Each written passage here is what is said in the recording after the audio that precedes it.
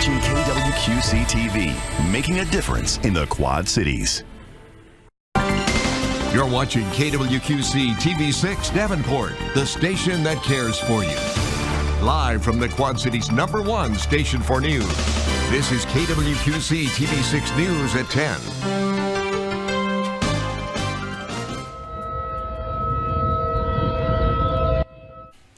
A sound heard across much of the TV6 viewing area this afternoon and evening. Multiple tornado warnings reported as a line of severe weather moved through the area, including right through the metro Quad Cities. Thanks for joining us. I'm Sharon DeReek. Multiple waves of storms hammered our area from north to south all afternoon and evening. And we are just beginning to learn the details of some of the damage these storms caused.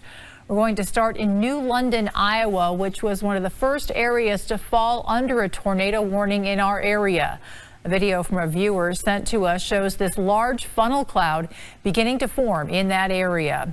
And this is a look at some of the damage that came from that funnel cloud. This is at the cemetery in New London. Large tree branches down, headstones displaced, tractors tipped over, and where a utility building once stood is now nothing but a concrete slab. This is a look inside the town of Salem. This home just off Highway 218 appears to have had its roof torn off, and there is debris all over the property. Of course, several storms raged through the area, including the area around Aledo and Viola, Illinois. TV6's Kyle Bales is in Aledo at the site of a church that suffered some major damage. Kyle? Yeah, that's right, Sharon. So I'm near downtown Aledo, standing right in front of the Community Bible Fellowship. And it's quiet now, but not too long ago, there were several members of the community as well as members of other churches here because they actually suffered some severe damage to the roof. And also there were widespread power outages across the area as well. Now, I spoke to the interim pastor of this church just moments ago to learn about the extent of the damage as well as the response that he had from the community. Here's what he had to say.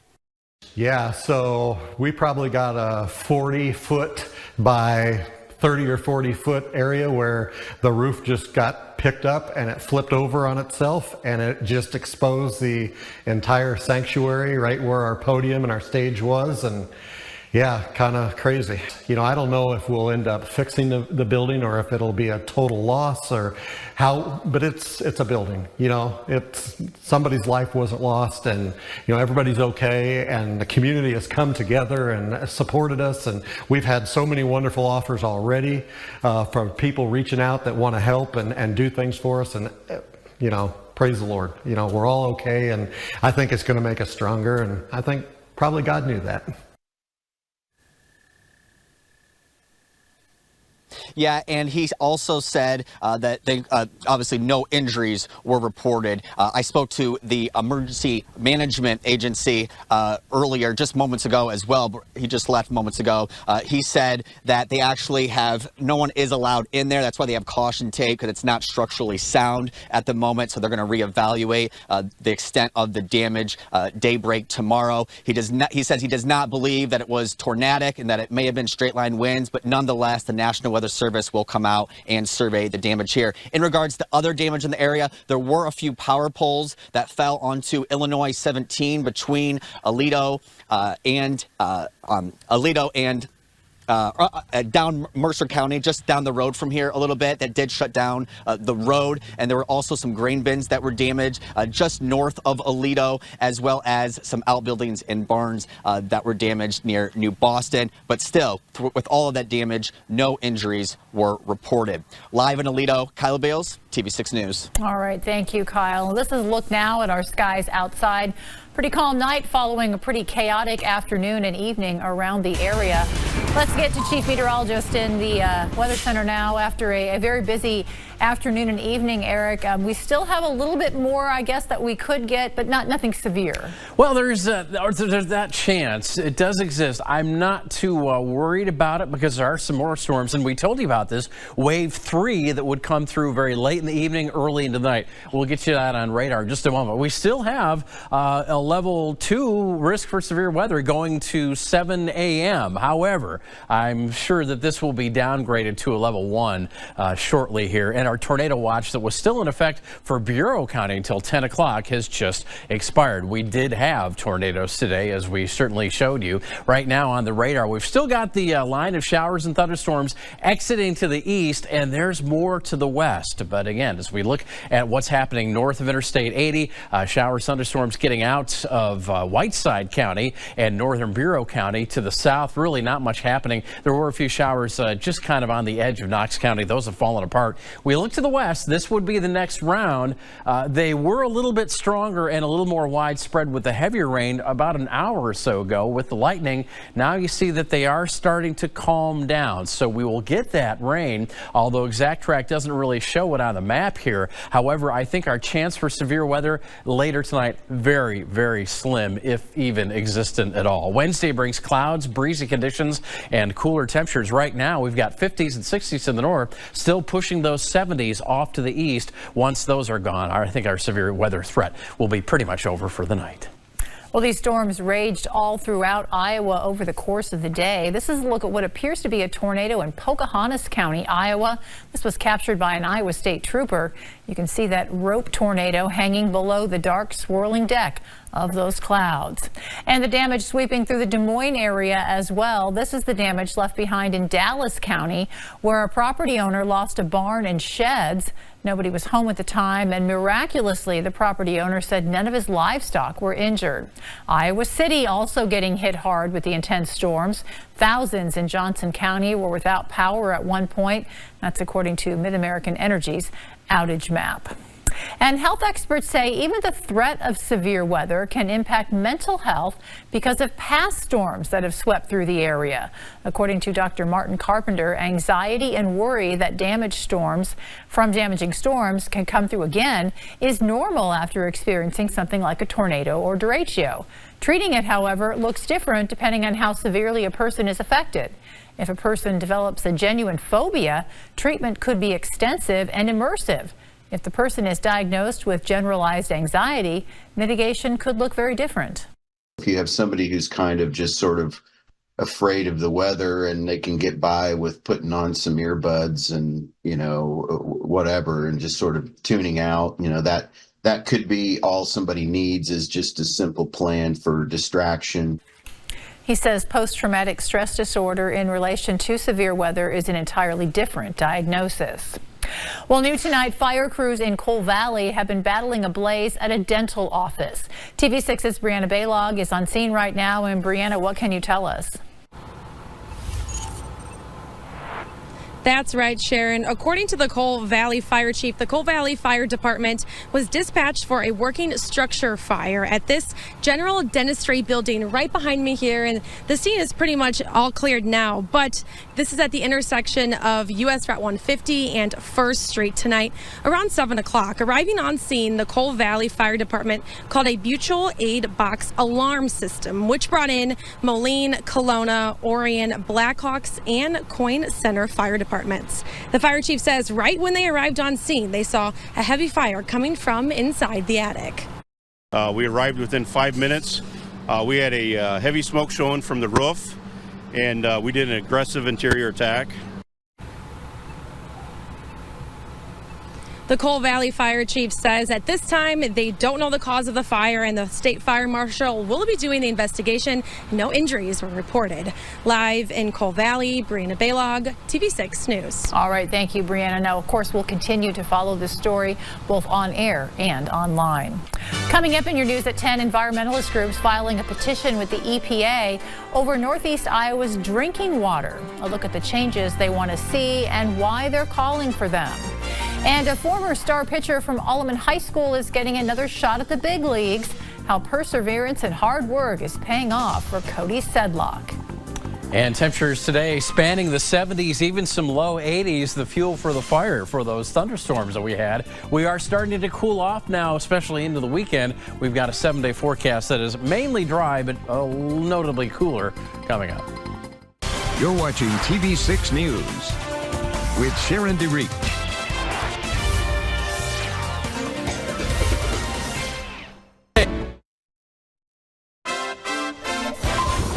And now your first alert forecast with Chief Meteorologist Eric Maitland.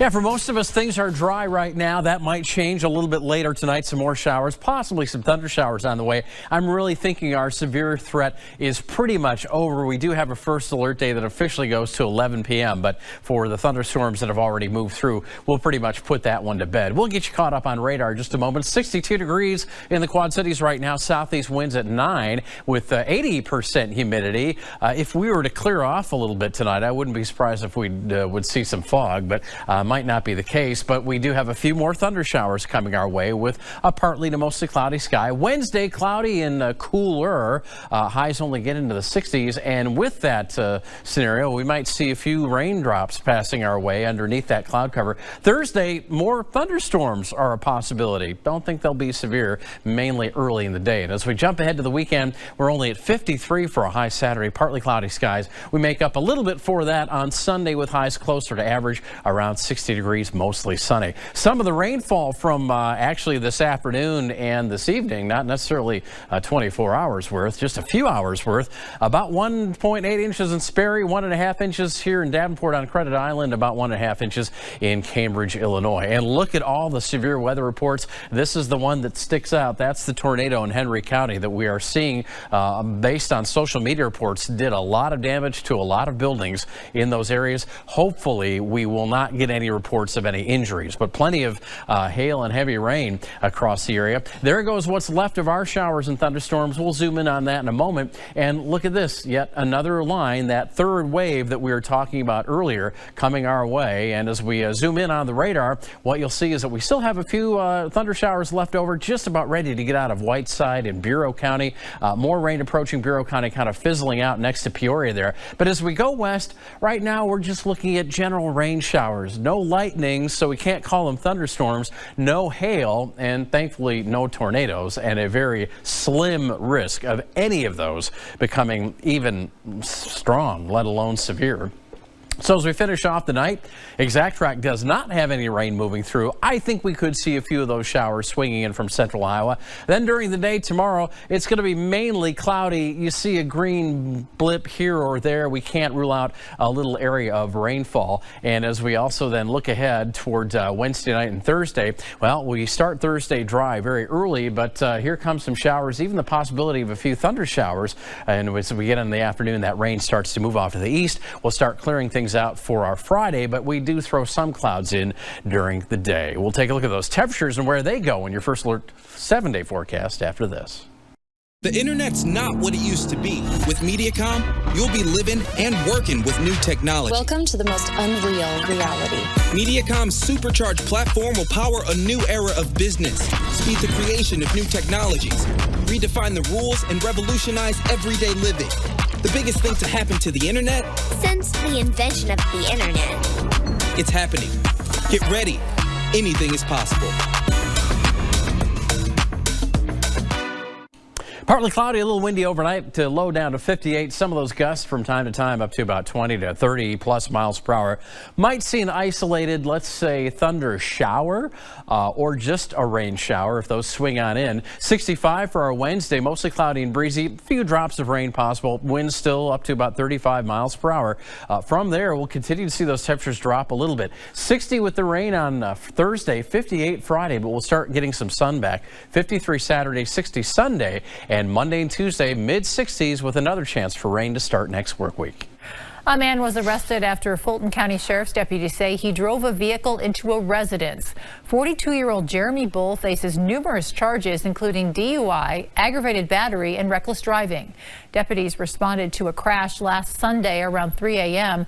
to a home on West Maple Street in Dunfermline, Illinois. When they arrived, they found several people at the property, including one with a severe leg injury. An investigation determined that a vehicle had driven into the residence, striking and injuring at least 2 people. Deputies found the vehicle and discovered that the driver, identified as Bull, was intoxicated and drove into the home.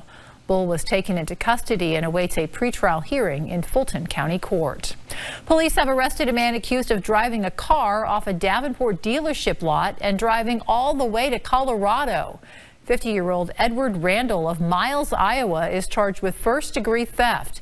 It happened at Patriot Lincoln off West Kimberly Road in January.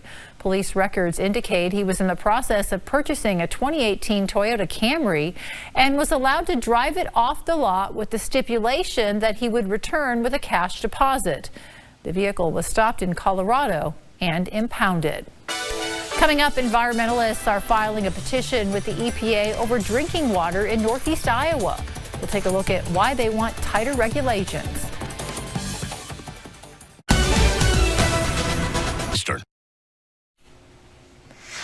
A new report shows anti-Semitism is reaching record levels in Illinois. The Anti-Defamation League recently released its annual audit showing anti-Semitic incidents increased by nearly 75% from 2022 to 2023.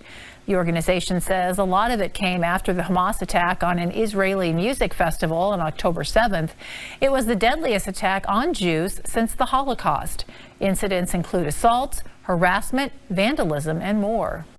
The Jewish community in Illinois and across the country is experiencing unprecedented levels of anti-Semitism. In the 45 years since ADL began tracking anti-Semitic incidents in 1979, it has never been this bad. Goldenberg says those numbers are likely only a fraction of the number of incidents, as many don't report their encounters with anti-Semitism. Well, earlier today, environmental groups filed a petition with the EPA asking it to step in and take emergency action on Iowa's drinking water. The Iowa Environmental Council says people living in Northeast Iowa are being exposed to high levels of nitrates. Connor Hendricks looks at where the group wants tighter regulations.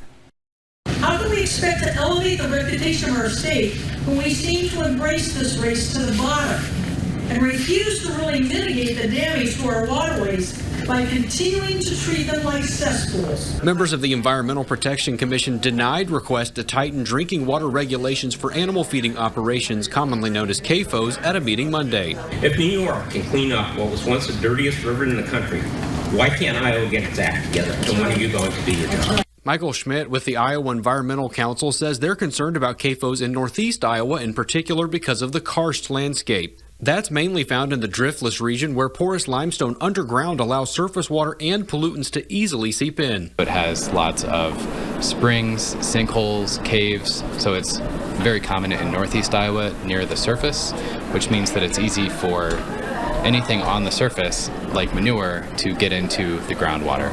Since the Environmental Protection Commission denied the Iowa Environmental Council's request for tougher CAFO regulations, they filed an emergency petition with the EPA. Schmidt says they want the agency to force the state's hand to make improvements. They could do that by requiring more monitoring, requiring alternative sources of drinking water, and controlling the sources of pollution that have plagued Iowa's drinking water sources for decades. Activists in Minnesota filed a similar petition last year and it was granted. Schmidt says southern Minnesota has the same geology and similar nitrate levels as northeast Iowa. The Minnesota petition addressed karst on the Minnesota side of the state line. We are just looking at the other side of that political boundary because it's the same water quality problems as in Minnesota. There's no mandated timeline for the EPA to reply to the group's petition, but they expect a response in about 3 to 6 months. At the Iowa Capitol Bureau, I'm Connor Hendricks reporting. A quick programming note, due to our severe weather coverage, we will be re-airing Jeopardy at 3 a.m. and Wheel of Fortune at 3:30. Again, Jeopardy will re-air at 3 a.m., Wheel of Fortune at 3:30. Still ahead in sports, see how perseverance is paying off for a former All-American baseball star looking to make it back to the big leagues. The Honda you want is here. Now, TV6 Sports with Evan Denton. Former All-American baseball star Cody Sedlock is getting another chance on the diamond. He just signed a contract with the Chicago White Sox. And while Sedlock's career hasn't panned out as he planned, Joey Dania shows us how Sedlock's biggest obstacles have helped him grow on and off the field. For much of Cody Sedlock's life, baseball seemed like an identity. It used to be, I go to the field, I throw, come home, and all I'm thinking about is baseball. It's been my entire life since I was, 4 years old. As a first-round draft pick in 2016 by the Baltimore Orioles, Sedlock's expectations were sky high. I expected to be in the big leagues, fairly quickly, run through up the thrown through up the minor leagues and be a solidified starter in the big leagues. Sedlock made it to the major leagues in 2022, but several injuries would change the game plan. Sedlock still remembers the injury from one exact pitch in 2019. And I remember I felt a pop, felt a pull, whatever. But it was a partial tear, and I was able to pitch through it. I took just a little bit of time off. 4 years later, Sedlock got the news he thought would be career-ending. I actually was about to sign with the White Sox last February, and then they pulled the offer because of an old MRI on my elbow showing a partial tear on my UCL. Said my UCL was about to blow out. I was distraught. I was like, I'm not going to get Tommy John surgery on a healthy elbow. Like I don't know what's going on. A conversation with his wife would get Sedlock back in the game. I was thinking about moving on from baseball and taking a career in something else. And my wife Chloe, she actually told me, she's like, hey, like you don't want to go out this way with not knowing what if. And so I'm so grateful that she told me that, because it kind of lit a spark in my brain. Sedlock underwent Tommy John surgery. In his time away from baseball, he found a new perspective on life. Stepping away from that and kind of realizing, okay, like I can live without baseball. Like this isn't all of my life. That's really helped me not only in my mental health, but also just myself as a baseball player. Last fall, Sedlock graduated from the University of Illinois. And next month, he and his wife will have their second child. All those times in the minor leagues and everything where I was stressing so bad about, my performance and, everything, I didn't think that I really truly enjoyed every day of the process, and having that taken away from me. And then now being back, it's like every day is, I'm playing with house money. It's every day I'm showing up, and I'm just grateful. Now Sedlock is in Arizona at extended spring training. Never give up. There was times when I'm coming back from, this and, no teams are calling. It's like, man, I don't know if I'm ever going to, get back into affiliated baseball again. Cody Sedlock's career has been filled with challenges. I'm so grateful for it because it really, made me bulletproof. And I know that, no matter what comes my way, that I'll be ready for it. Those challenges have made him stronger than ever. I didn't realize how quickly, things can be taken away from you, and to, always keep your foot on the gas pedal. But, I'm happy to be back. And, I truly think that I can make an impact at the major league level. And, I got plenty of baseball left to play. Sedlock's first game in 19 months will be Thursday at extended spring training. In Davenport, Joey Danya, TV6 News.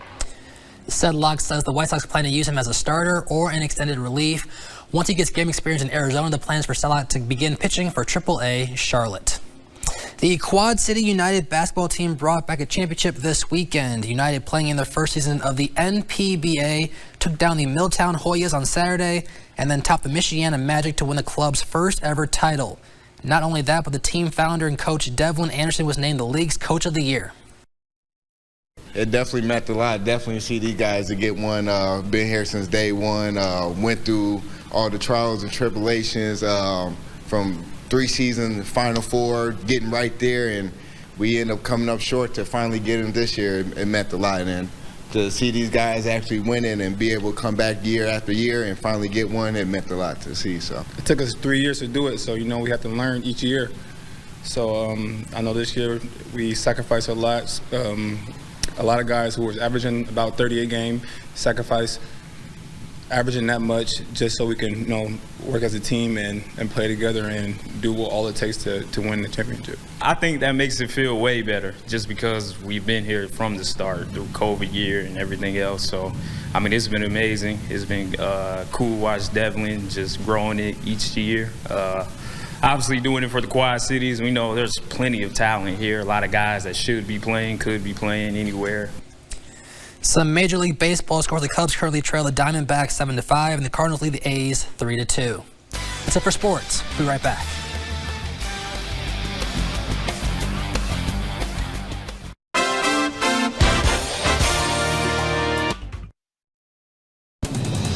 watching TV6 News. All right, the good news for the time being is that all the showers and thunderstorms are out of the TV6 viewing area. There you see them moving northeast from Bureau County, but we have some more rain to get through tonight. These showers and what were thunderstorms sweeping in from the west, these will be moving through early into the night. With that northern component, they might not make it that far across the Mississippi River into Illinois, but they will still be out there. 58 our low tonight. We'll see a high tomorrow of 65, mostly cloudy, breezy, a few raindrops possible. Well, it could take days to sift through the damage from today's severe weather. Storm system mostly gone now, but it left behind something beautiful. These are pictures from viewers throughout the area of rainbows after the seemingly endless rounds of storms. According to National Geographic, rainbows are actually full circles, and sometimes people in aircrafts can actually see that full circle of a rainbow. But these are all beautiful of rainbow shots from the ground, and we appreciate all the people who sent them in. Yeah, and we were talking about that as we were doing our live storm coverage when we knew the sun was coming back from the west. I said, look to the east because it was perfect rainbow weather with that lowering sun angle late in the day. Always nice to see something positive when it comes out of a day like this. Yeah. All right, well, thanks for watching your news at 10. Your latest news tomorrow morning starting at 4:30. Have a good night.